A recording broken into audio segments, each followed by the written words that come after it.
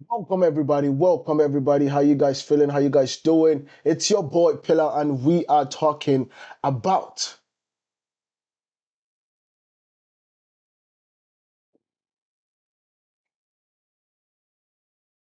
we are going on and talking about your favorite captain to speak about Bruno Fernandes, and in this situation, one thing is for sure. One thing is crystal clear and one thing is honestly reasonable for us to talk about, and that is the interview between Rio Ferdinand versus or Rio Ferdinand and Bruno Fernandes. And so one is for sure, let's get into this. But before we do, we gotta give you the intro. You know how we do it down here in Pillar Sports. We give you the intro, so let's get it started.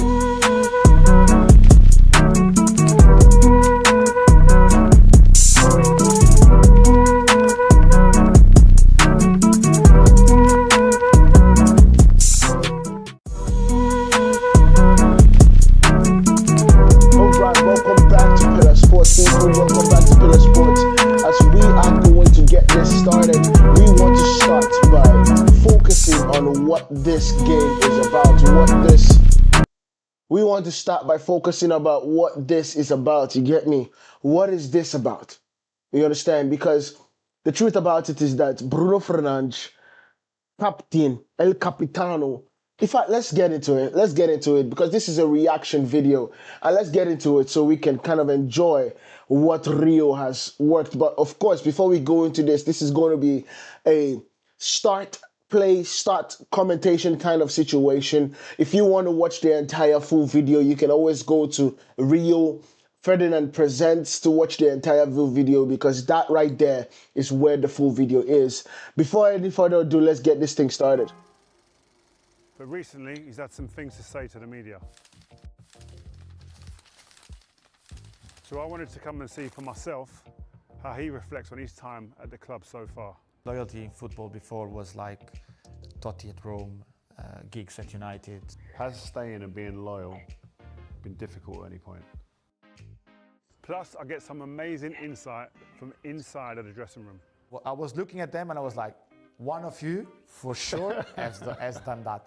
And then Luke Shaw was like, guys, if I find out who it was, your car will be in the middle of the pitch, I'm telling you. And for all those haters out there, I've been saying for years, Bruno is not the problem. Oh my God, hold up, hold up, hold up, hold up. For the fact that Rio absolutely plastered their name on this freaking thing, Rio, that's savage. Look at that, look at that. I was looking at them and I was like, one of you for Rio, sure that's has done that. savage. And then Luke Shaw was like, guys, if I find out who it was, Rio, your that car is will be in the middle savage. of the pitch, I'm telling you. And for all That's crazy. Look, look, look, look, look, look, look, look, look, look, look. Look, Rio talks, Rory talks football.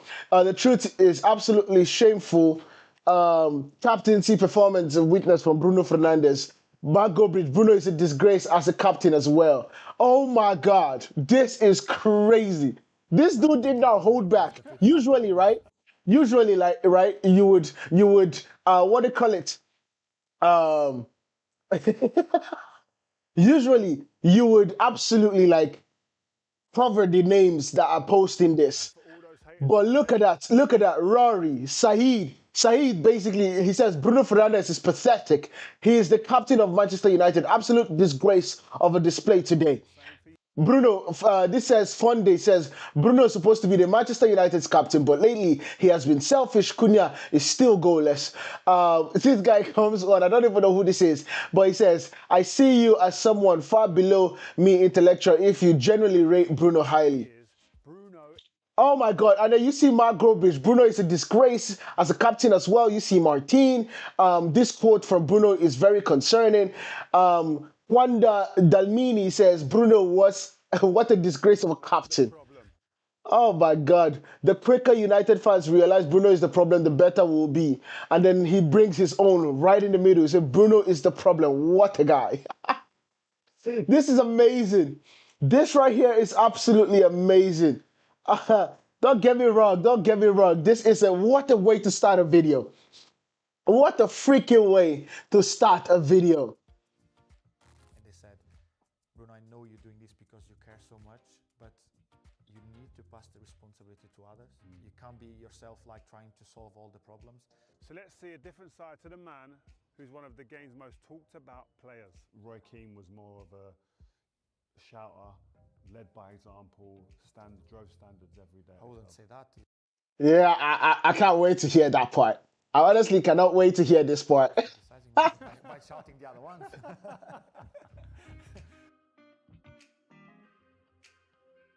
Hey, how you doing? How are you? Good to see you, man. You good? You all right? I'm good, thank You you. good? All good. Early, man. You lot getting early compared to when we used to get in. I just arrive a little bit early. I like to do things Yeah? a little bit slowly. Just chill out. Yeah. Coffee, Stay a little bit in the restaurant there. chat. Chat a little bit. Yeah. Also, normally I wake up with the kids, so Oh, do not you? today. I gotta say though, Carrington looks very, very good. I have to give them credit. Carrington looks so good right now with the way everywhere in Carrington you can absolutely give an interview. That's how good it looks so far. Everywhere in Carrington you can give an interview, and that's awesome. Well done to the people that did Carrington. I think it's Norman and Foster. If you guys did not know, I studied architecture in college. So I think Norman Foster, one of the places that I've absolutely wanted to work in a long time. So let's get into this, man. Let's get into this. Let's get exciting. How many do you have? 2, How old are they now? 5 and 8. Oh, that's nice. yeah. You gonna have more or not? No, You done, yeah? a boy and a girl. So Oh, you're done. You're perfect now. No, Then you can relax. was perfect timing for them to come and perfect pair. So no more. Do we have a potential young Bruno to play football? One of them? That's all he does, playing Is football. it? Yeah, but now I'm like, I want to chill out on the sofa. And it's like, I want to play football with you. Oh my god. Oh, so football for work, football at home. Yeah, Good, man. all the time. And he can't play with anything else. Doesn't play with toys. Doesn't play with cars. Doesn't play with just the ball. We might just get a new Bruno. So it is a dream. It is. Sometimes I know you must sit there sometimes looking at him and thinking, "Oh, that's my boy." Yeah. No, that's and you know, like when you see him shooting and stuff like that, you're doing some stuff that he starts learning and stuff. He's improving. He's improving. I see a future there. Pension. My pension is gonna be better. Oh, it's good, man. Do you know what? It's mad. I was on the way up here and I was looking and thinking that you just overtook Paul Scholes, third in the And assists. yeah. That's It's ridiculous. He beat Paul Scholes in assist with half the games. With a worst striking opposition, with a worst striking team. He beat Paul Scholes. We gotta give him credit now. Give this dude credit. What? He beat Paul Scholes. Give this dude credit. when you think about it like that. That's a good number. Do you know what I mean? And the names that you're around, like Giggsy, Wazza. Giggsy is a little bit far. Yeah, Giggsy's fun. When I saw Giggs, I was like, how long has he played here? I knew he played long here, but that's a big number from him. You must be proud. You almost heard that curse right there. You almost heard Bruno hit you with that curse word. But my boy's classy. Let's go. Because of the names. And then obviously Paul Scholes was like, everyone speaks about him on the ball and passing range and all that stuff. And then obviously the ones I have above me is Beckham. Yeah. That just pure class. The names that he's associated with, people. The names that he's associated with. Ryan Giggs, David Beckham, like he has already passed Paul Scholes. We got to give him credit for that. He has already passed Paul Scholes, right? Already passed Paul Scholes. So now what we are looking at is Ryan Giggs. David Beckham. Come on now, we got to give this dude credit. Give him credit. Let's go. Quality crosses and stuff like that. That these Giggs is first, but we have some. Wazza. I think Wazza. Is Wazza there? Yeah. And obviously another one that like Graft running a lot for the other ones and then still making numbers very high. It's unbelievable. It's crazy because we had Giggsy on the show a while ago, and I sat down with him, and he mentioned 3 values of a Man United player: run, risk, imagination. And when I thought about that, I just thought, You're describing him. that actually is Bruno. You are describing Bruno. Run, risk, and imagination. That is Bruno to the T. That is Bruno. Literally, you can't spell those things without spelling Bruno. Run, he runs his gut off. He runs his butt off. What are you talking? Um, Creativity. He is giving you the creative.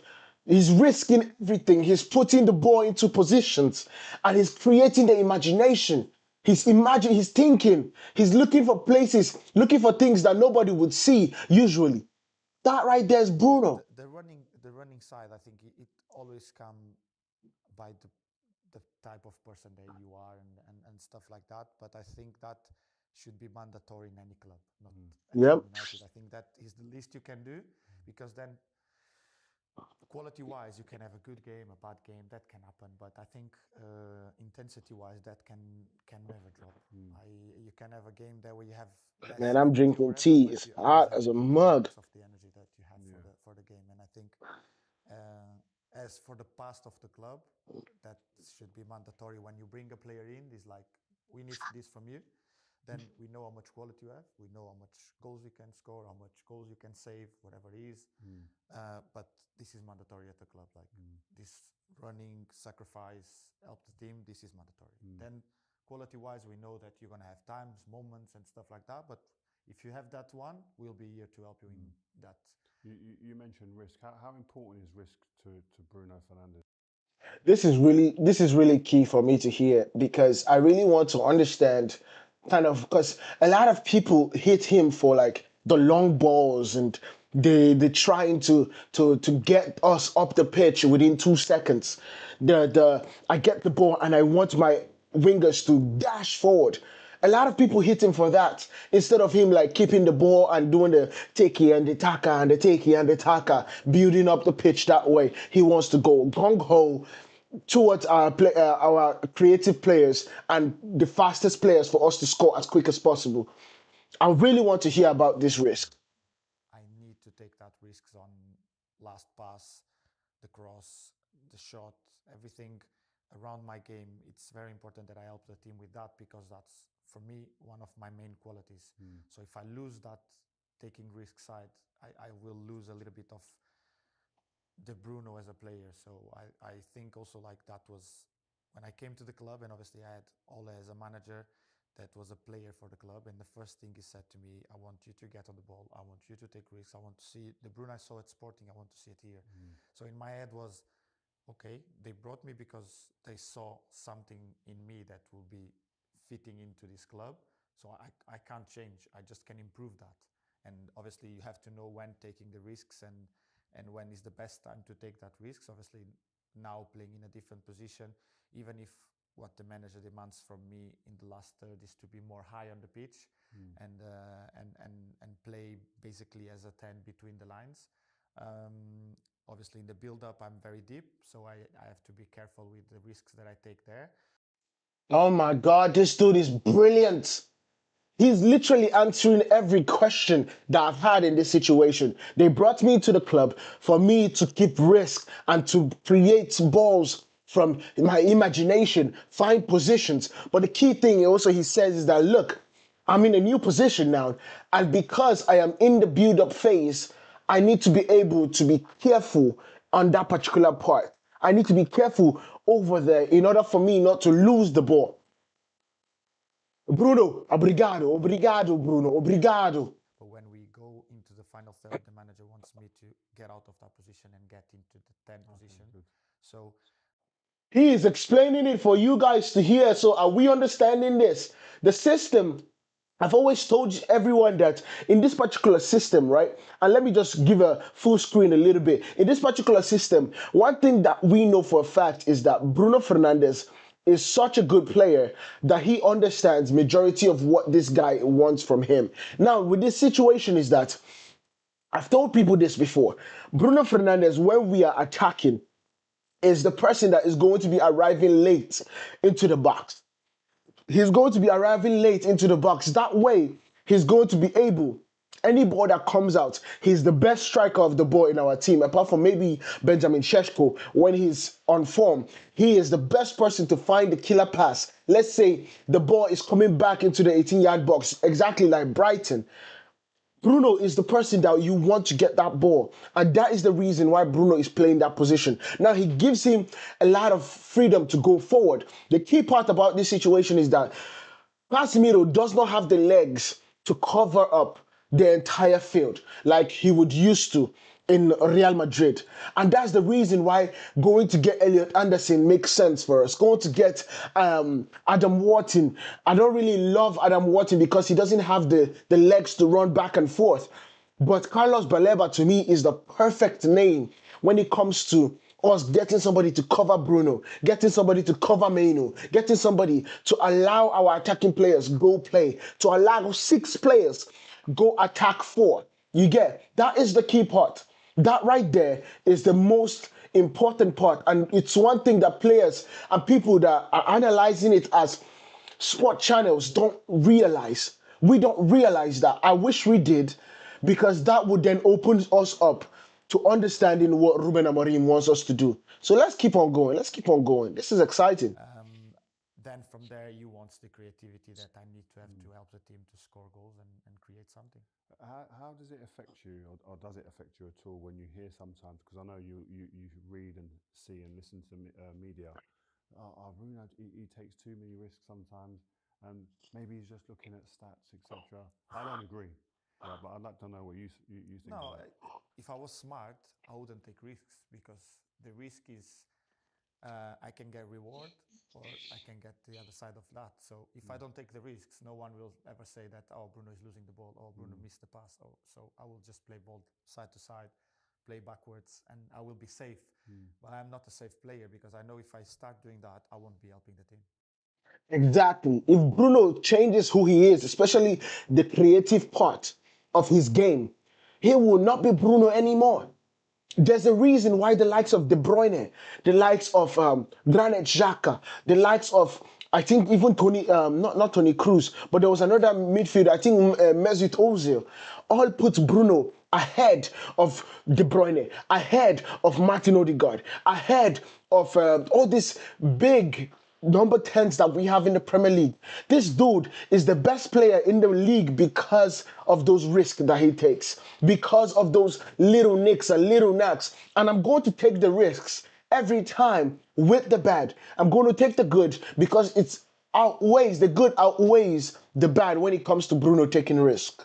And I take the risk because I want to help Josh and Ben to score goals. I want to help Cunha, Mason, Brian, Ahmad, all these creativity players that we have up front to score goals. That's what I need to do for them to be able to become the players we want them to be. Is not for me because if I don't take that risks, I think the ones suffering more from that will be them and not me because I will be the one that people won't talk anymore about. Oh, he's losing so many times the ball. His percentage of passing accuracy is like 98% now. Yeah, but then I will look at my passes will be sideways, backwards, and I'm not affecting the game and not helping my teammates to get in positions when they can be dangerous. And the key part about that situation is that if he stops doing that, we will go find another number 10. We will go find somebody that would actually try to implement the game and try to affect the game in the way we want them to affect it. So we have Bruno now. We should be celebrating it. We should not be out here criticizing Bruno for all this bull. We should not be criticizing. Accept the dude and enjoy what we are seeing. It comes, the risk comes with the brilliance of the past, but also making mistakes, also doing things that we did not expect, and sometimes even boneheaded things. That's the answer I wanted. Good. Can you pass me my phone, please? I've got something I wanted to play to you. It's mad because we got a chat that we have with the community that we have, and one of the guys Come on. sent me a message. I wanted to hear it. Yo, I'm Finn, I'm 27. I've been a United fan my whole life, and now I just want Bruno to know that every proper red that I speak to thinks you're a legend, mate. All that noise from media and then agenda merchants online, none of them really represent us. We see the graft, the running, the work rate. you're the one that's taking the risk, trying to create, trying to make things happen. So of course, a few idiots are always going to moan. That's just part of being the main man. And the arm waving just shows you care. So ignore the twats online. Keep doing your thing. You make us proud. Do you feel that from the Hell yeah, brother. Whoever that dude is, thank you very much. fans? Yeah, I do feel, because obviously I know the surrounding, like the social side of it is obviously normally more negative than positive, but that's what it makes impactful in the clicks, because if you put something nice, people really don't want to see it, and so if you put like a big headline that is kind of negative, people like, oh, let's see what he said, you know. So obviously in the stadium I feel it. I do feel that that the fans are behind me. They see what I do. They see how much I care about the club, how much I want to win. And you know, like the thing that probably hurts me the most when I see people talking about me is when they say like it doesn't run, it doesn't track, it doesn't really fight and everything, because obviously, you know, like nowadays you have all the information. So if they go and take all the information they get from the stats thing, there's probably not many games where players that run more than me in distance, high speed, decelerations, accelerations, all these things that we have around. And this for me is not the most important thing, because I know how much I run, I know how much like I try and I fight and I try to do. But I think it very, like, it hurts a lot, because you feel like you come out of the game. There's no game I come out and I'm like, oh, I could play another game today. No, there's no chance of it. Everything's gone. Everything is gone every time, and feeling that people think that, oh, he should have run more, he should have done more. The dude literally empties his tank. He empties his tank for Manchester United every game. Don't get me wrong. Don't get me wrong. Sometimes it feels like he's not doing it. Sometimes he feels like he's ball watching. Sometimes he's waiting to get the ball, because that is what he does. He wants to get the ball in order for us to take it from a transitional defense all the way to transitional attack. That is what is in his mind. And so, yes, does he get caught ball watching sometimes? Yes. Does he get asleep at the back post sometimes? Yes. But Bruno Fernandes is definitely one of the things that makes us a lot better. So let's stop all this cha-cha-cha. Let's stop all this boo and start appreciating this dude, because when he's gone, we are going to miss him big time. Bruno, continue for us. It really hurts. That's the main thing that hurts me a little bit more. But then obviously then you see, as he said, like I know that the fans that they go to the stadium, they see me there, they see how much I care, how much I do. I think it's nice to feel that, even like when I come out of the games, and I try to every time sign the people that are outside. Never had like any confrontation of someone saying like, "I should have done more," and I'm not against it. Obviously, I come out of the game and I always think that I should have done more, even if I had a hat trick, if I had a assist, if I had whatever. I always try to look at myself and like, I should have done better here, better there, and I'd rather see that when we win games than when we lose games, because when we lose games, everything is negative already in my head. When we win games, you tend to be like, oh, so happy, so like relaxed. That I think is very important to ping. This dude is introspective. That's what you want from a player that wants to win the most. That's what you want from a player that has the drive of winning football games.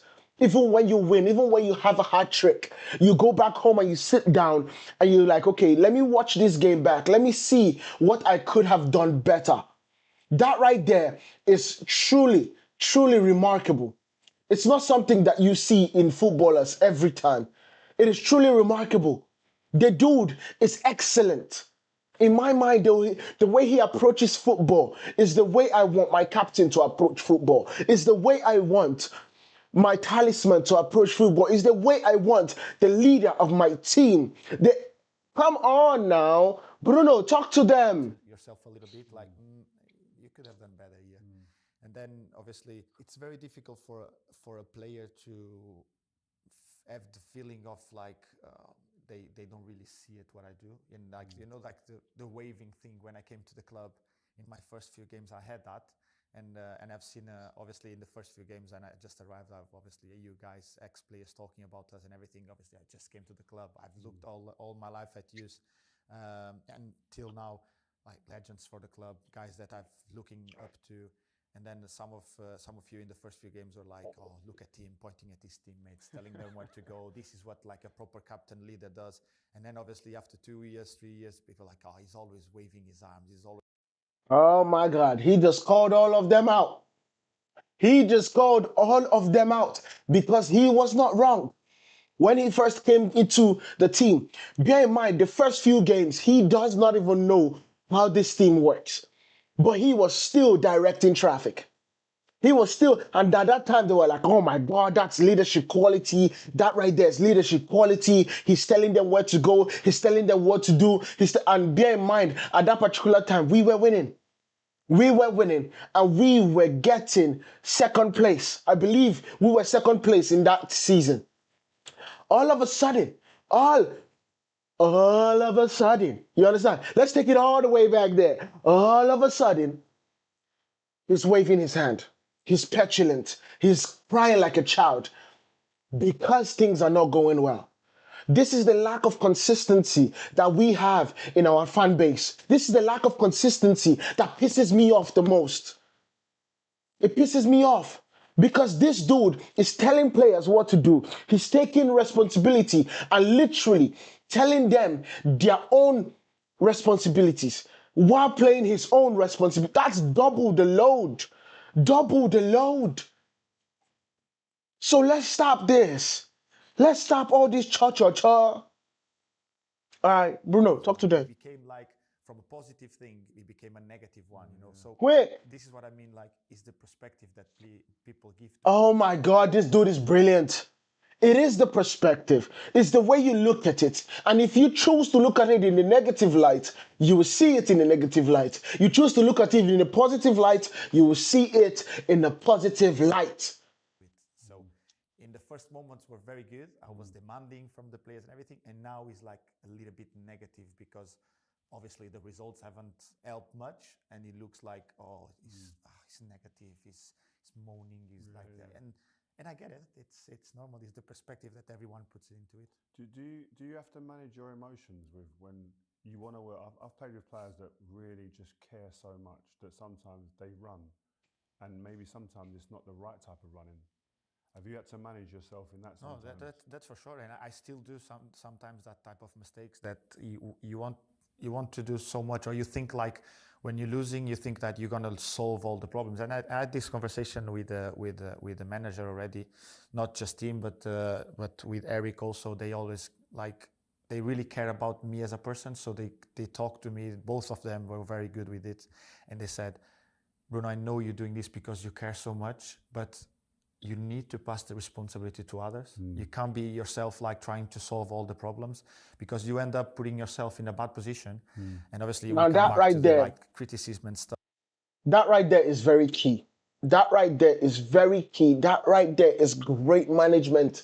That right there is the right thing that you tell a player that wants to take on all the what they call it, all the responsibility in the world. Because one of the things is that Bruno wants to make it by himself. Bruno wants to make sure that he does it by himself. Bruno wants to understand and he wants to move it as quick as possible. He wants to get it to where he wants it to be, and he wants to score as quick because he has the ability to do it. But this is not a 1v1.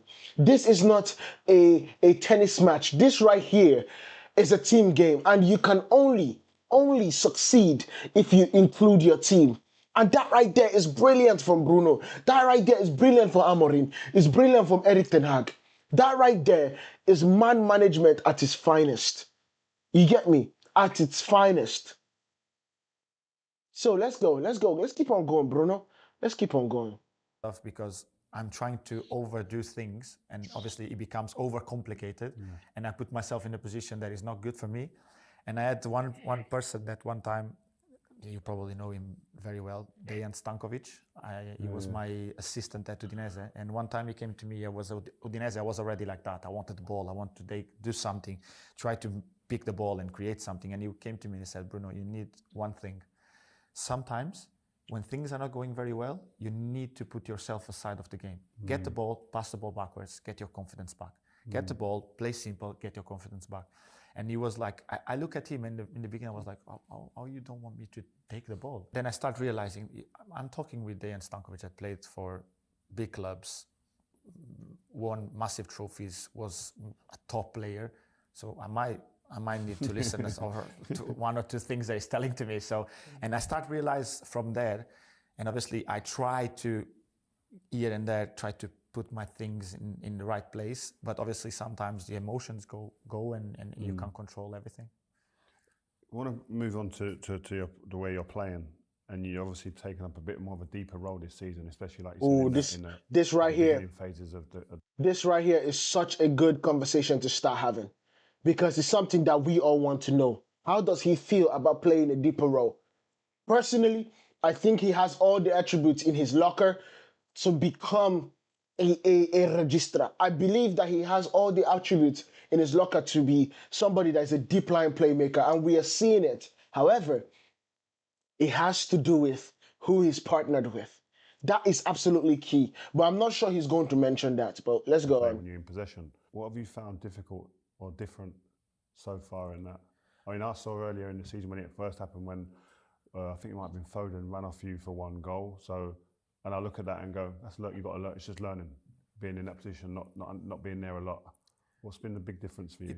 Obviously, it's different because as a number 10, you're very used to press forwards, and it's more like you.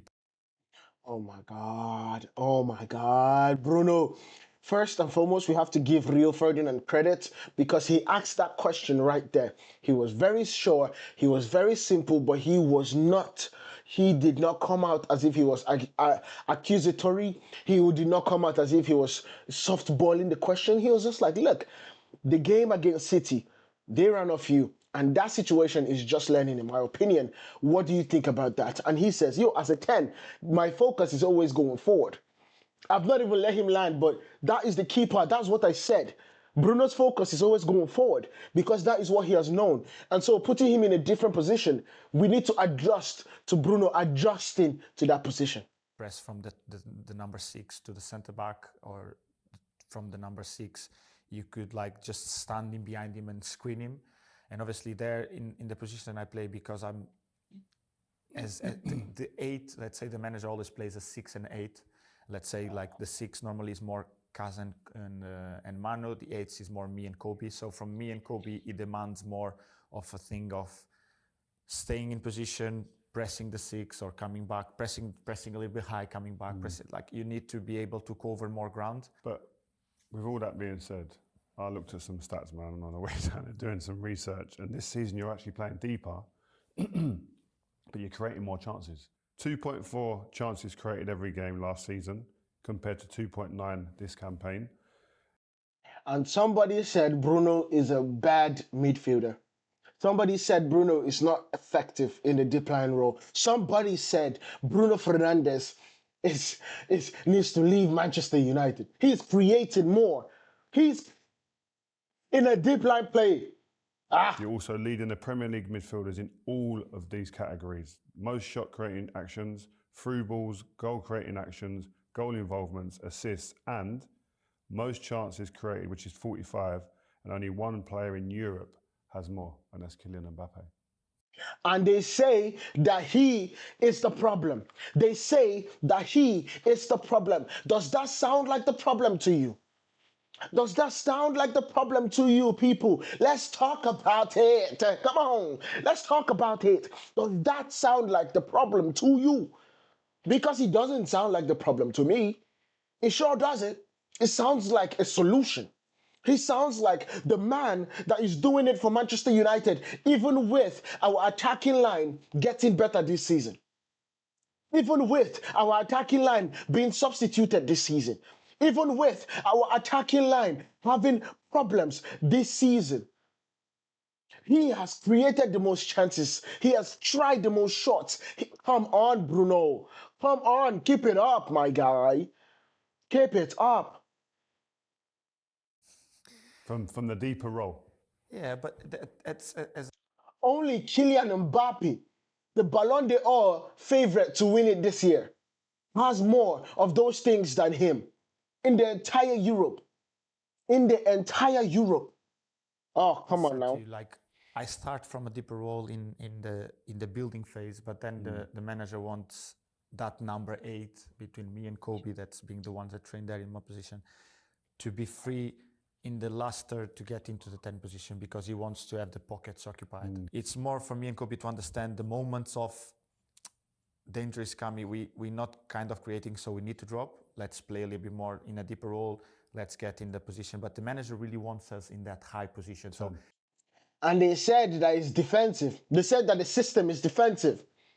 You get me? They said that the system is defensive. There's nothing defensive about this system. Nothing whatsoever. The truth about it is that this system, we need to be able to have players that are brilliant. Players that you don't need the coaching to absolutely tell you where to be. Players that can sense danger before danger happens. That's what we need in the system.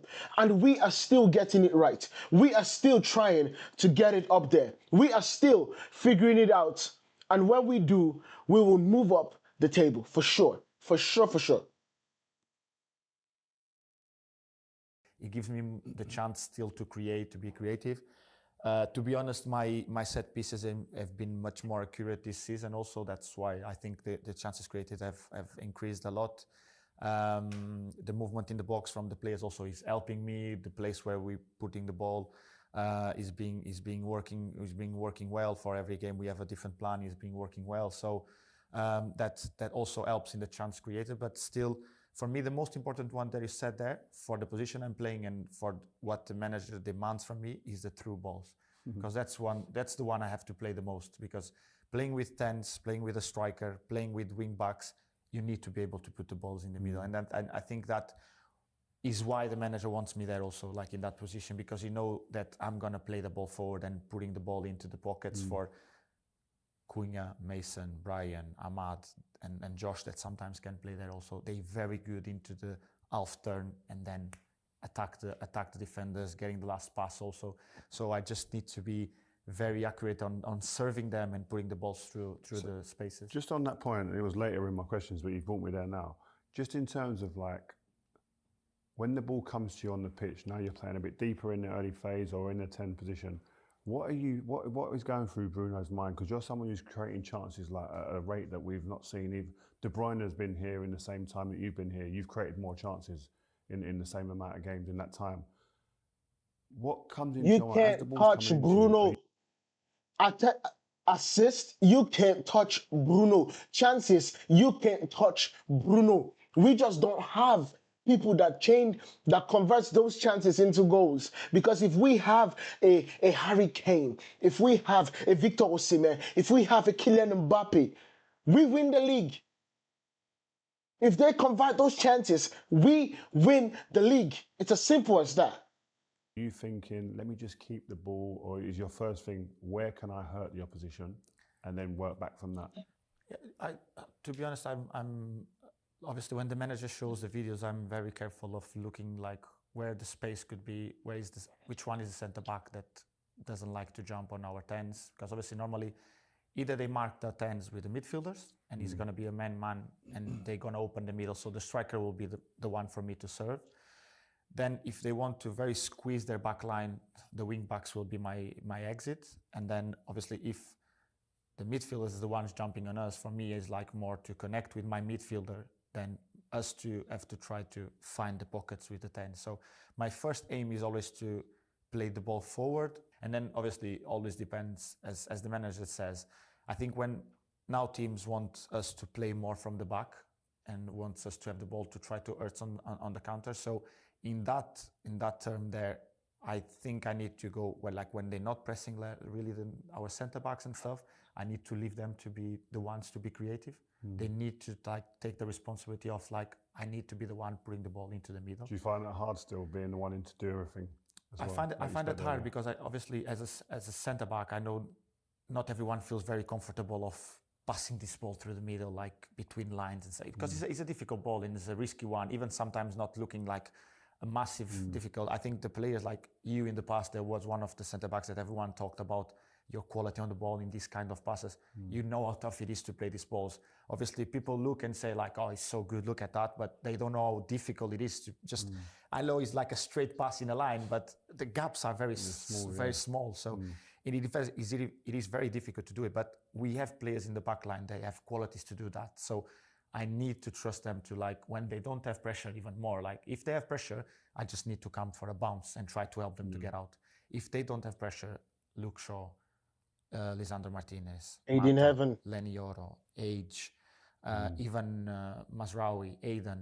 These players, they all have qualities to play. Like Aiden played the last game against Wolves. I know Wolves is struggling and everything, but he did some passes between players and everything. They were a risky one. It gives you time again. But gives you time and space for the ones that in front. Just we control, because we know they beat 3 players with 1 pass, so we know they have less than us there. So we turn and we can see the game, and it's so important, this type of passes, that needs to be my first thinking. Just mentioning consistency and the run you've been on. and I think that right there is very, very, very important. Understanding the space, understanding you trusting your players, you understanding that I don't have to do it all by myself. Understanding that if you give them the space, then you have the ability to turn around and then push because you have beat the first line. That is absolutely important. And if you can do that, then you can move forward. Then you can go forward. Then you can absolutely dominate in a situation. That's crucial. Yeah. All right, guys, give me 1 second. I'll be right back.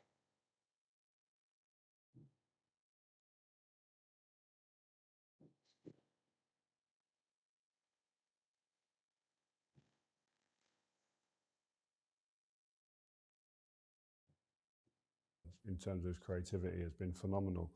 How do you remain that consistent? Like, because I know what it was like as a player when you're playing at a club like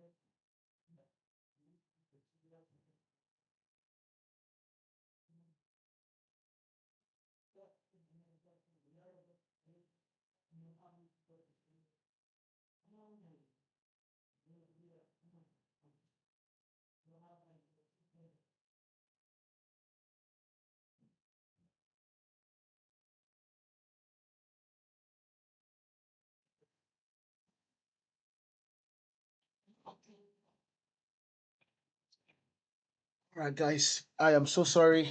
I had to go do some things real quick, but let's get back Like into this, this. whether you're doing well or not, there's standards, there's pressure, there's voices, there's noise outside. But to remain that consistent, especially through the difficult times the club's been going through, how have you done that? Definitely from a mental side of things. No, obviously, for me, it's always about having like a balance in the things. I really like when you guys speak very well about me. Obviously, I don't like when you guys speak bad about me. So I need to find a balance in a line where, like, okay, it's going to be moments that Find you're a not going to level be doing ground. everything well, and people will Find a level criticize you, ground. and That's that's how you normal. move. Will be times where you're going to do well, and people will say very good things about you. So you can't just Correct. like go with the flow, because if not, you're going to be Up and down, yeah. So Up for and me, it's down. like, Exactly. even like when someone criticizes me, I look at it. If I see something that someone said about me, about my game, like, oh, he's not very good at this, he's not doing very well this, I go and look at that, because obviously, even more for me when it's from ex-players, I think I look at it and say like, okay, they've played the game, they've seen the game. Let's see if what they're saying can help me Can to work. improve my game. Bro, this dude is here and all he's doing is trying to be introspective, look inwards, and actually come up with a solution. Look inwards and take on whatever Roy Keane says, take on whatever Gary Neville says, especially Roy Keane, because Roy Keane played the position that he played. Paul Scholes, they played the position that played. Michael Carrick played the position that he played. And so all these situations are all, he's taking them in, finding a way to absolutely just figure out how to make it work. And that right there is brilliant to me. That right there is a captain. That right there is the way we want Bruno Fernandes with the captain armband to be playing. You come out the pitch, you focus on the introspection of what did you do, how can you do better, and how can you get your team playing better, how can you help them win, how can you affect the game a little bit more. That right there is the way to move. If you do not do that, then you have a lot of problems. If you do not do that, then you have a lot of situations with somebody thinking that he's already the best at what he does and he doesn't have to improve. And that right there is, to me, not the way a captain rolls. But let's keep on going. Yeah. As when you guys, probably when you speak well about me, I try to not overlook at that, because I think as a human being, not as a player, as a human being, you tend to be like relaxed, like, oh my God, look at this. And obviously we know, as I said before, we talk about legends of the club, legends of the game, not just normal players. So it's really important for us to understand that the balance that we have to keep in the things that we heard and the things that people think about us is very important. And obviously, I think having my wife at home is very good, because she keeps me very, very grounded. Get inside. No, you know, like when I come home and obviously you score a goal and stuff like that. See, that's one of the crucial things that we do not have in the game anymore. Managers do not want to dig into your personal lives. There's a reason why Sir Alex used to always ask the question, are you married? Are you in a relationship? Are you single? And then he uses those things to be the last part of if he's going to buy you to Manchester United. Those are the key things. Those key things right there are one of the probably, like, you need them for a player to be calm playing for Manchester United. You need them to have a beautiful wife, or no, it doesn't even have to be beautiful. You need them to have a wife that understands the pressure of the game. You need them to have a wife that understands that whenever he comes back home, relax, decompress, focus, relax, do the recovery, do the what do you call it, the red lasers, do all those things to recover at home. Eat the right foods, not worry about the kids. Those are the things that they need to focus on. And then when they focus on that, they can escape away from football and come back with a fresh mind, a fresh type of sensibility, a fresh type of thought process, and then attack the football. That's how you do it. She goes, she's a little bit like my dad was when I was a kid. Like, you know, you come out of a game, you scored, you did something, and she goes like, "Oh my God, you did something in the game. That was horrendous. How you lost that ball?" I'm like, can you just give me a compliment for once? I got the man of the match award today. And sometimes I come with the man of the match and said, "Was you the man of the match?" I was like, "Was I not good in the game?" And it was okay. But it's good because she kept me grounded. So it's very important for me to have that check reality sometimes, and that's what made me stay very stable through my career. I think we all need that 100%. Shout out to Anna.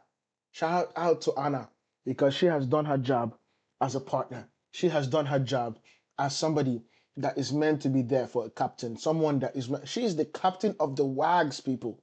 She's the captain of the Wags. Shout out to you, Anna. Being at this club, pressure is just like it's a must. It's one of the things that just comes with wearing that badge. How do you deal with pressure? No one is more demanding on myself than myself, and that's why I think for me it was very important to always have this kind of way of thinking, like put yourself in difficult situations, never overthink that you've done already everything, you have achieved whatever it was. Obviously, I've been achieving things that I've never dreamed about, but I always put something more. Like, for example, when we talk about goals and assists, there was a big part for me when I start in an early age. Obviously, I scored 5 goals in my first season as a professional, so I was like, oh, I need to push myself to score a little bit more. But the main thing for me was always to put myself in a position of like, okay, you scored 5 goals, you give 5 assists. Next season, you need to put 6 goals and 6 assists. And then if it comes more, it comes more. But like having an aim, a personal aim to improve yourself in everything. Like last game, you played 10 balls to the number 10s. Next game, I need to put 11, 12 because they need to touch more the ball. They need to be more dangerous. So it's always small things that I always put in myself to improve myself, to then have that when that extra pressure comes from the outside, from everything, I like, okay, I'm used to this. I know how to deal with this. Let's keep the focus, do what you have to do, and improve your game. I saw James Maddison said that considering your consistency, that he still feels you're a bit underrated. Do you feel like that yourself? Oh my God, James Maddison, shout out to you, bro. He was one of the people that rated Bruno Fernandes higher than Kevin De Bruyne. He was one of the people that rated Bruno Fernandes higher than Martin Odegaard. And he literally said it, that this dude is underrated. I've literally said this thing so many times, and you can clip this if you want. But Bruno Fernandes gets into any team in the world right now. He gets into Barcelona as their number 10. He gets into Barcelona. He gets into Real Madrid as the number 10 because Jude can play the number 8. He is not a number 10 in my mind. He gets into Bayern Munich as the number 10. You can say Musiala, but Musiala is not as good as Bruno Fernandes. He gets into Manchester City. Ryan Cherokee doesn't lace his Bruno's Fernandes boots. He does not. Not even Phil Foden does. He gets into Liverpool. Florian Wirtz not lacing his boots at all. He gets into Arsenal. Odegaard is not lacing his boots. It's not. His creativity and consistency for over 5 years. 5 years in the Premier League, when you have gone through the likes of Martial, gone through the likes of Rashford, gone through the likes of Rasmus Højlund, the likes of now Benjamin Sesko, and still putting up numbers, still doing the things that he's meant to do for the club, still being the one person that is keeping the club out of the fiery light of relegation. This dude deserves more than we are giving him credit for. For me, like you see, it's a privilege having a player like Maddison talk about me in that way, because I looked at him as a top player, but a part of that being from a professional player that plays the game, plays in my position, knowing the difficulties of being in the Premier League and everything, it's very grateful, and I think obviously hearing him saying that I'm underrated, it makes me feel good, because it makes me feel like, okay, so is there people that still don't but I think it's more people that don't like me because I play for United and they support Chelsea, they support Liverpool. That comes with this club, man. That's normal. That's as probably. It will hurt me more if United fans will say that.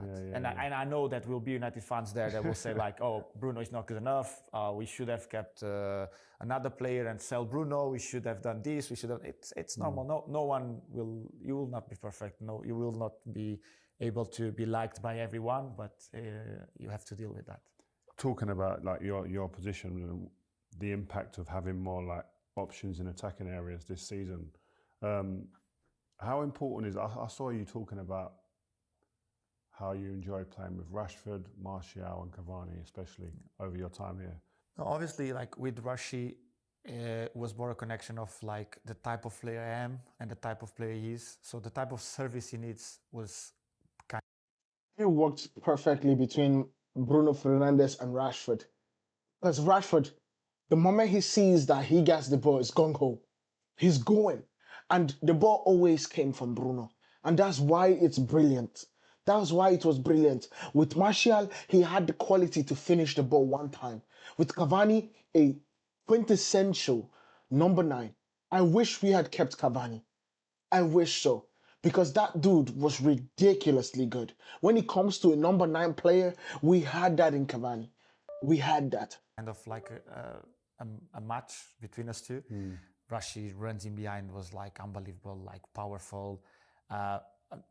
From all that assists I got, some of the assists I just gave the ball 5 yards to Rashi. He got the ball, goes past 5 people, and he scored. Martial the same. The Martial was like a connection of like, I knew where he was, like things of like quick thinking things, you know, like 1-2s. He knows the ball is coming, round the box, like a little touch here. He knows that I'm gonna just flick the ball there, flick the ball here. And with Cavani, it was like movement-wise, like inside the box. Quintessential number 9. The dude did inside the box better than anybody that we have seen in the time we have been here. Even Cristiano Ronaldo at one point, he did that better than Cristiano when he came back the second go round. That is how good Cavani was, and nobody is going to say it. But I am here to say it. I am here to say it. I love all these players, but I have to speak based on the context of what I've seen and how I appreciate it and how I watch football. And of course, that's the reason why you come here to watch On Pillar Sports. Because one of the key parts is that the way we see things are absolutely unique to us. And so Cavani in the box, nobody's body movements, nobody's runs, nobody's positioning was better than Cavani. He did not get caught offside whatsoever. He was that. Oh my God, let's go. He was a killer, and like I knew everything he wanted from the first movement he did. Like it's inside the box was like unbelievable. Would you be talking to players that come in? Would you be saying to like Sisco, especially the forwards, Rashford's before? I've played with someone like Cavani. You need to watch some of the movements and. Yeah, for example, I try to go into their strengths. You just need to tell me where you want the ball. I'm going to choose the best. I will try the best as I can to put the ball in that space. Then it might not be perfect, you know, might not be the best one, but you tell me, it's left up to you. I'm going to put the ball in that place. But that's great, you know, because I mean, I sit there, we do the podcast on a Monday as well, and I'm sitting there going, I hope they're having these conversations. I think that's so healthy, especially a young player new to the club. No, and with Ben, I had a lot of this type of conversation because I feel he really needs it. Yeah. You know, he's a player that really needs to feel the comfort of like talking with the other ones, because obviously he just came new. He's a striker. He knows that the pressure of this club for him will come with scoring goals or not scoring goals. Even knowing that for us is not only that we want. For example, at Sunderland at home, he did an amazing game. He scored, but for me, it was not the goal. It was the way he held up the ball, the way he made us go forward, the way he made so tough on their defenders to run backwards, to fight for the ball. The game against Chelsea, the sent-off of Sanchez, he comes with him fighting for the ball. Yep. Flick the ball, because we told Brian, we told Mateus, guys, when Ben goes to jump, he's going to win the ball, running behind him. And it came sent off, we get a free kick, and from there we start playing. But then it's like small things, like for example with Brian, I know he's very good with the runs in behind, but I also know like that he likes to go a little bit wide, get the ball in his feet and 1v1. Yeah. For Cunha is more pocket, give him the ball, he's gonna turn, run with it, get a go at players. With Mason is more a connection of like 1-2 thing of like short passes between me and him. I know how much he likes these things. With Josh, last year we could have scored goal of the season against Newcastle by that play with me and him, like I think 4 or 5 passes in a row together, and then great save from Nick. But I know Josh likes to play more, like it's like a deeper striker, let's say, like likes to play more with. And we all tell how this dude knows his team. Can we all speak about how this dude has done his homework about his attackers? Can we all see that Bruno Fernandes is not only going to the pitch because he wants to create and get this assist and get the goals? He is talking to them to see what works for them. He is talking to them to see what is working for them in order for them to absolutely understand how he rolls, understand where they want the ball, understand what could make Manchester United better attacking wise. And we all appreciate that because these things are not things that he should be doing. Well, let me not say should be doing. It's not things that he's required to do. He takes the extra step. He takes the extra to say, okay, let me go talk to these people. Let's see what Benjamin Šeško wants. Let's see what Brian wants. Let's see what Cunha wants. Let's see what Joshua Zirkzee wants. And we are seeing the fruits of his labor. We have scored 30 goals this season. 30 goals this season. Last season, we scored, the entirety of last season, we scored 46. The entirety of last season, we scored 46. And we have already scored 30. And we are 16 games in. We still have the entire second half of the season. That right there is the appreciation of what this dude has done. Let's go, Bruno. He's back to the goal, get the ball into his feet, turn.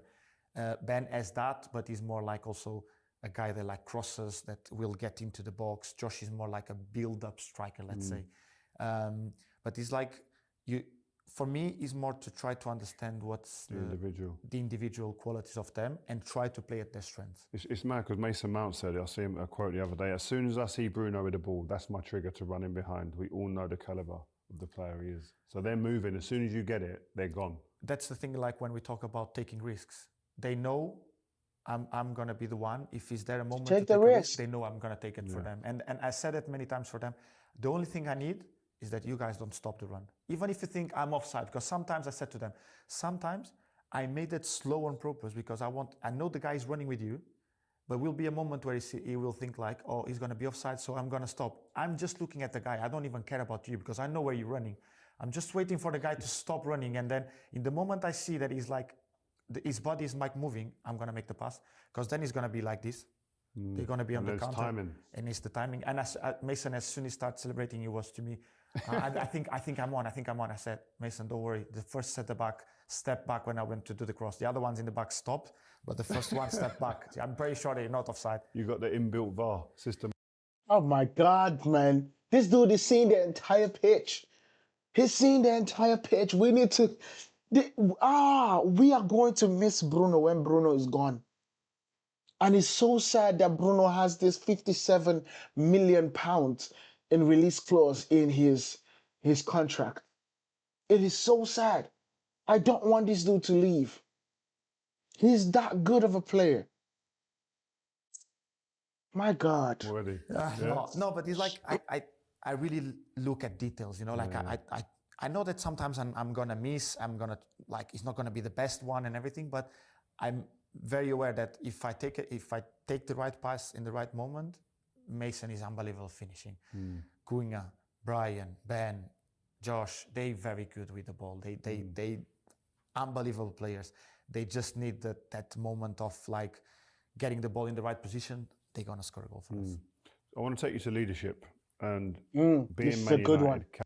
This right here is the best part. This right here is one of the key parts that we need to talk about when it comes to this. So let's go. Can lead to big criticism and all the attention in the world. And we talked about your body language at times, you said earlier. But what is Bruno Fernandes' captain leadership style qualities? It's difficult for me to answer that. No, because I've been captain. My big thing was talking, communicating, trying to make players better on the football pitch, moving players around. So Roy Keane was more of a shouter, led by example, drove standards every day. I wouldn't say that. He's always criticizing me by shouting the other ones. That's good. I love it. Humor, even in this situation. He always criticized Bruno for his shouting and for his arms going up when Roy Keane was worse. Roy Keane was worse.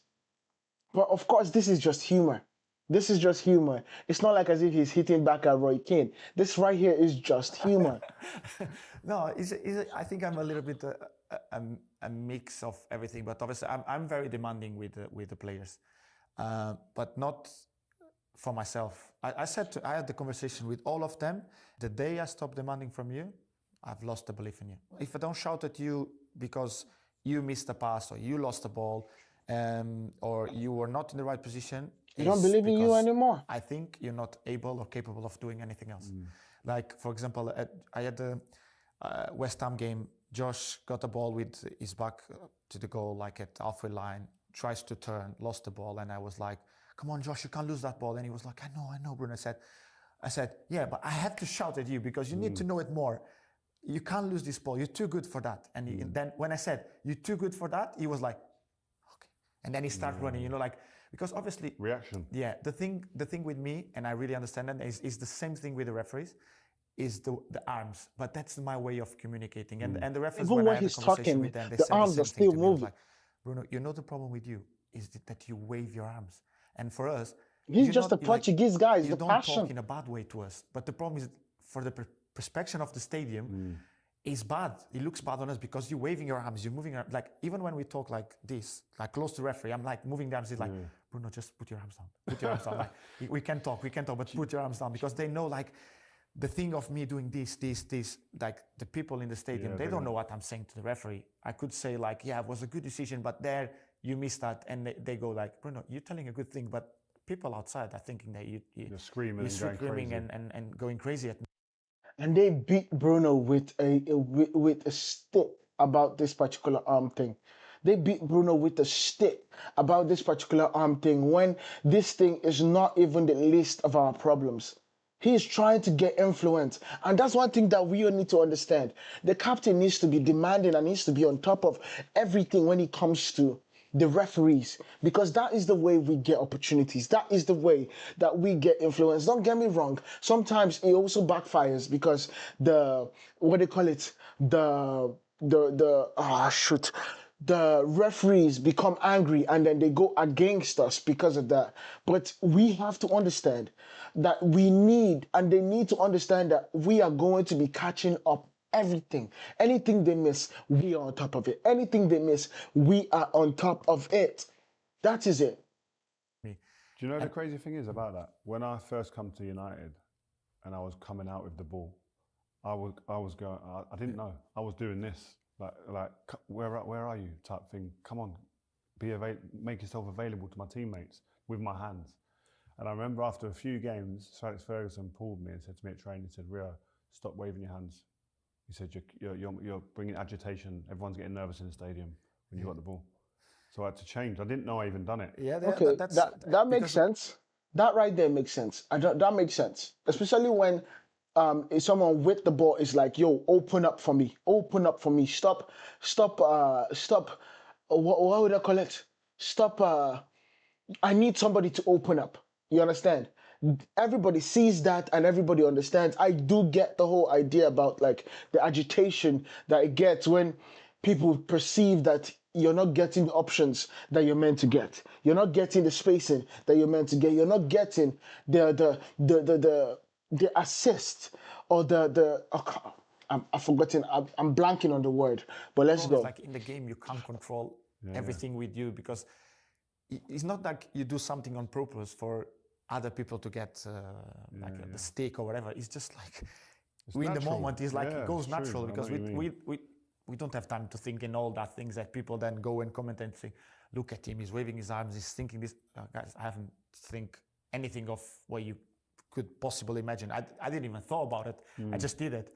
And I think like it's very important for me also to understand the environment and understand the other players. And as a captain, obviously, you're going to get more attention, stick and everything, but that comes with the club also. It's not like just by the armband. Because I said to everyone, like, I haven't changed the way I was for the way I'm now because I've got the armband on my arm. Because I think when Eric chose me to be the captain, he knew what type of captain I was before having the armband. So that's absolutely key. That right there is so key. It's so key for us because Bruno Fernandes, as a captain, you need to be the same, whether you're with the band or you're without the band. It has to be a crucial part. It is a crucial part. You have to be demanding, regardless of whether you have the responsibility to hold everyone else responsible or you don't. That way, you show people that you are a leader of men without even having the what they call it, the proverbial benefits of being the leader. I know I lead by example because I do everything is needed to do on the training pitch. I can concur with that. He definitely leads by example. As hard as I can. I can moan as much people think, but I run more than I moan. That I'm pretty sure of that. I can concur with that because we see it every single day. So I think I'm still an example of how the way things have to be done for the club. Standards. Then I think I treat everyone as I would like to be treated. And when I talk about everyone, is not just the players, but everyone. I don't see anyone below me. For me, everyone is in the same level. It could be me, it could be the people that serve us at the restaurant, the chefs, the nutritionists, the staff, all of them for me in the same line as me. No one is below and no one is above me. Obviously, a part of the... Of course, the coaches and the hierarchy above you for sure. But the rest of it, everybody's the same. Bosses. Yeah, I was going to say the manager, the boss, maybe. Yeah. The manager, and the other ones that are above the managers, that one. But still, the manager every time says, guys, I'm in the same level as you. I just have more responsibility and I have to take the decisions. That's where I'm above you. And then, as a captain, I have sometimes to make decisions on things. And then, yes, I'm above certain players. But what I do is, okay, we have a leadership group. There is me, Ari, Licha, Tom, Mazraoui, and Diogo. You have 6 players. But obviously, we then add players in the situation that are not in the leadership group, like Casemiro, Luke Shaw, because we also want players with big responsibilities to have a saying. But obviously, we always try these 6 players to, okay, guys, this were the way we want to have, where we want to be, what we want to do. And from that 6, the message has to be clear for everyone else. We have to become a little bit of a bigger personality than the other ones because we need to make the rules clear for everyone. But that's not just me. It's the leadership group that has to like put a stamp in a place like, guys, this is what we're going to do, and mandatory for us. This is the way, the path, and what we have to play at this club. Just tell me and maybe walk me through the difference in the change room from the one you walked into in 2020 to what it is like now. That's such a good question. When I walked in 2020, it was a lot of experienced players. You know, like for me, it was like you had David, you had Nema, you had Juan, you had Pogba. At the time. Let me think about. Obviously, Paul was already a big player. Jesse was a big player at the time already. You had Rashi. You had a lot of like experienced players in the team, and then we'd come with a mix of youngest. Now, I look at myself as Nema and as Juan and everything, and a lot of young players coming in with a lot of energy. I think it's such a different different tool basically. Like when he first came, he was of course the young guy that he was playing with the likes of Paul Pogba, Nemanja Vidic, Mata. He was playing with David De Gea. I think he even had, if I'm not mistaken, Cavani. All this Martial. All those players, and then you had the sprinkle of Mason Greenwood, some kids that were coming out. Bro, we had talent in that squad, but then a lot of things did not go the way we expected. A lot of things did not go, and instead of building upon it, we let a lot of things go way to the side, and that was so much tiring to think about. But man, let's go about it. Keep on going. People in the stadium, Yeah, they they're don't know gonna- what I'm saying for the club. Standards. Then what we're gonna do, and mandatory for a dressing room. Oh my God, there's shoes everywhere. Is everything I want? Oh, there is the big players coming. You have to be like quiet. You know, don't be noisy and everything. Nowadays, the young ones put the music in the dressing room. They make noise and everything. I have Lenny on my right side and Patrick on my left in the dressing room. Oh my God, there's shoes everywhere. Is everything I want? I have to be all the time like, come on, Lenny, put the things right. Patrick, put your shoes in the basket. Come on, Like a dad. I need to be like the dad of the dressing room. And then a part of that, I have Josh just on the side of Patrick that is like the noisiest one in the dressing room. But I really like the mix of things that we have in the dressing room, because it from one point it makes me feel very young, because the energy they have, the way we involve everyone together, and not looking at like age difference, who's being here more, who's being here less, we don't have that thing of like who's more important, who's less important. So we treat everyone, if they have to make, like, obviously they don't make many jokes with me, like, look, take the car, open the boot, that kind of stuff, hiding clothes, putting like shoes on top of something. They're still doing that, yeah. Yeah, Like that. The worst shoes go up and everyone can see in the morning. The other day they did it to Luke Shaw, and then everyone like was trying, like the ones that I was like pointing, they were like all in my side. Lenny, Kobe was a little bit far, but it was Lenny, Kobe, Josh, Aiden, and Patrick. I was looking at them and I was like, one of you for sure has done that. And then Luke Shaw was like, guys, if I find out who it was, your car will be in the middle of the pitch, I'm telling you.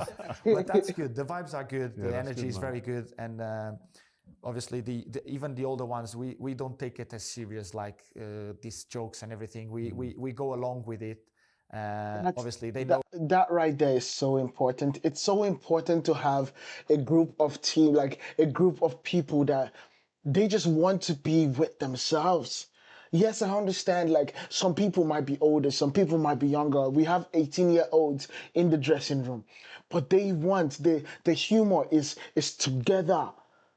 And that right there is what Ruben is building. When Ruben says, if you must go out, you go out with everybody, this is what you get. During the preseason, them going out to dinner, them coming back together, them going out wherever they wanted to go, shopping, here, whatever, even sometimes going to parties. They go together and they come back together because they hold themselves to standards. And we are going to see the benefit of that. We absolutely just need to hold on and believe in these people. Believe in them, believe in Ruben, believe in what we are building, believe in what we are creating before we start literally shooting it down. Who they joke with, because obviously they won't joke with me with that, because I will punch them. I said to Aiden is the one that like he always goes too far with everyone, but I think he does it on purpose. He likes to be like, he's a very good kid that we see him in the training and the day by day, and you see him on the pitch when we're playing, and we say like, this is not the same guy. The way he can switch is not like we're like that. This is not the same guy. It's hard to do that, you know. He's coming out of the dressing room to go to the warm up. You still can see him like a little bit like laughing and stuff like that. As soon as he gets into the pitch, like you look at his face and he looks like an old man playing, like serious face, everything like, and you're like. I couldn't do that, you know. I had to be serious when I wake up and be ready on the bus. That's me. Serious and focused. That's me. I like I think it's like more old school mentality. We used to see the other ones like that, so we were like, okay, focus, like no noise, no nothing. They very relaxed. They go into the game in the dressing room. They very like light, but then they go to the pitch and you see a completely different. That's more like you having to adapt to them, isn't it? Yeah, it is. I've been adapting to them, the way they do things, and to be honest, some of the things they do, it quite relaxes me also. Like I've changed some of the things by looking at them, like, how can they be so relaxed and like still get to the pitch and everything? So And play well. I sometimes even in the dressing room, if I need to be relaxed and joke with them and everything, 10 minutes before going out, I put myself in my warm-up thing, I do my things, focused on. The way you talk, I feel that love for the club and that you've just got a connection that you've built over time. And you've obviously shown loyalty. I think there's offers in the summer to go elsewhere. How do you feel about all that now? No, obviously I think it's not seen as it was before. You know, like loyalty in football before was Francesco Totti. Totti at Rome, Giggs at United, I don't know, Maldini at Milan. Man, the caliber of people he just named right there were just ridiculous. I don't think we get that in football anymore. I think Phil Foden has an opportunity to do exactly what Giggs did, where you're talented and you're that good of a boy or you're that good of a player. But like, to stay in one club for your entire life is different. That loyalty is different. We don't see that anymore. We just don't see it. Like, I thought Rashford would be that guy for Manchester United, but it's quite different. We do not see it. All these examples in Italy. So for me, when I came to the club, a part of loving being here and loving the club, I think my loyalty was like in the toughest periods I had the club, and I could have left in 2 times. The club said, no, we need you. And I said, okay, you gave me something, I will give you something. Obviously, I think the time at the club has not been as I wanted, because obviously I wanted to lift trophies and I haven't lifted as many as I should and I could. But at the same time, I think everything I've done for the club in a certain way was still very important, and not taking nothing away from other players that were here and everything. I think when we struggled the most, I said present to the club, and I think everyone at the club, I hope, is aware of that, because the chances I had were very good. I don't do and I don't think in anything else more than football apart my family. That's my number one thing, and nothing different. So I'm very aware that I could have done a different path. I could have gone in a different way and probably winning more trophies and people talking about me in a different way, because I've had trophies into my cabinet. So now, bro, this dude could have gone to Bayern Munich. He could have gone to Bayern Munich, and going to Bayern Munich, he would have won everything. I literally say, if Bruno drops into Bayern Munich right now, if he drops into Bayern Munich right now, they become the favorites to win the Champions League. Somebody tell me I'm wrong. They become the favorites to win the Champions League. Not just the Champions League, their league. The Bundesliga. They become the overwhelming favorites to win the Bundesliga. If he jumps into Real Madrid, they become the overwhelming favorites to win the Champions League. If he goes to Barcelona, overwhelming favorites to win the Champions League. The truth about it is that it's in Manchester United that he's not even in contention for the Champions League.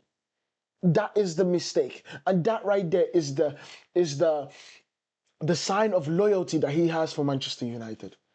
And we got to appreciate him for that. Nowadays, people talk more like you are a better player or a worse player if you win or you lose trophies. It changed a lot, because if I look at the past, Totti is known as one of the best players in Italy, and unfortunately for him, he hasn't won many trophies. But I think if you look back, everyone still says quality. Yeah. Everyone says he's one of the best that ever played for Italy. So facts. You Francesco Totti. can't compare Totti with Maldini, because obviously Maldini was in a winning team that has won in everything many years. Obviously, when he was there, they won a lot, but they kept winning. Then they had a moment of struggling, but they kept winning. Totti at Rome, they haven't won since him. Like, it hasn't changed much, and he still is like the goat of Rome. I've heard you say that you want to win trophies and be successful in that sense. Has staying and being loyal been difficult at any point? Obviously, when I speak about going and winning trophies, I stayed here because I think I still can win trophies here. I wouldn't have stayed here if the club hasn't told me, like, our aim is still to get the highest we can be, get back to winning trophies, get back to be the club we were before. Because if that was not the aim, then yes, I wouldn't have stayed here. But because I know the aim of the club is still to get back to where they want to be. That right there is absolutely crucial. It's crucial to me because he made it clear. He made it like, look, I could have gone to this place. I could have gone to win trophies. But the key part about this situation is that the club has assured me that they want to get back there. And because of my love of the club and my will to win trophies, I stayed. So now the club has to deliver. You have to deliver in January. Deliver in January so we can get back to the Champions League. Deliver in January so we can actually win the FA Cup. Deliver in January so when we are talking about this next year, we can absolutely say that we are in the Champions League and we have all it takes to win the Champions League. That is the goal.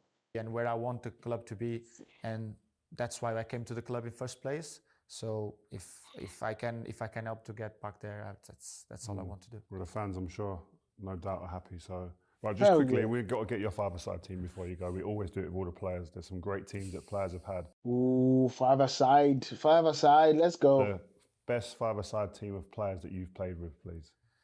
No goalkeepers, because goalkeepers don't count, guys. They just don't count. Best five-a-side player, it's a very tough one. I have to put one defender, no? If you want. I will put as a defender Pep. Oh, I was with him the other day, actually. He was very healthy, man.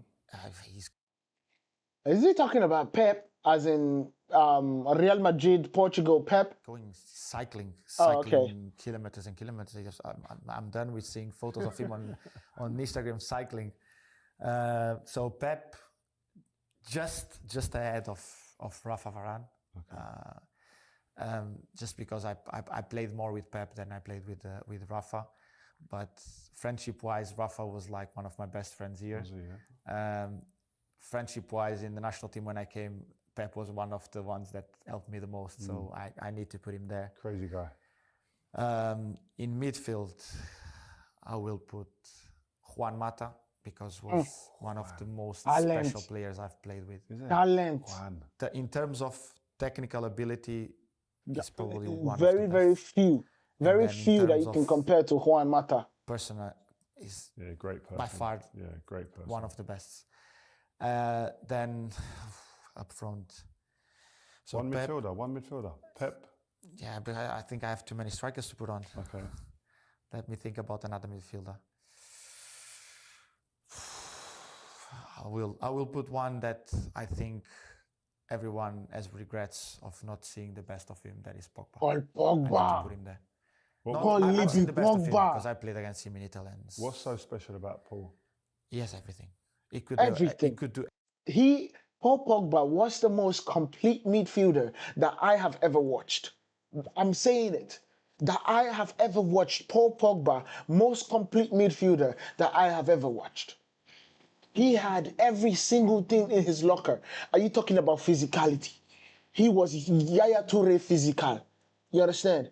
Are you talking about skills? He was Robinho R9, R phenomenon skills. You talking about the killer pass? He was Andres Pirlo, killer pass. Are you talking about brilliant on the ball, off the ball? Come on now. Most talented midfielder that I have ever seen, Paul Pogba. Everything as a midfielder. He could run, he could Most recover complete. balls, he could score goals, he could give assists, he could add the ball, he could win Everything. duels, he could do everything. He's the most complete midfielder that I've seen for a long, long time. Bruv, bear in mind, I've not watched this. But I can absolutely agree with him.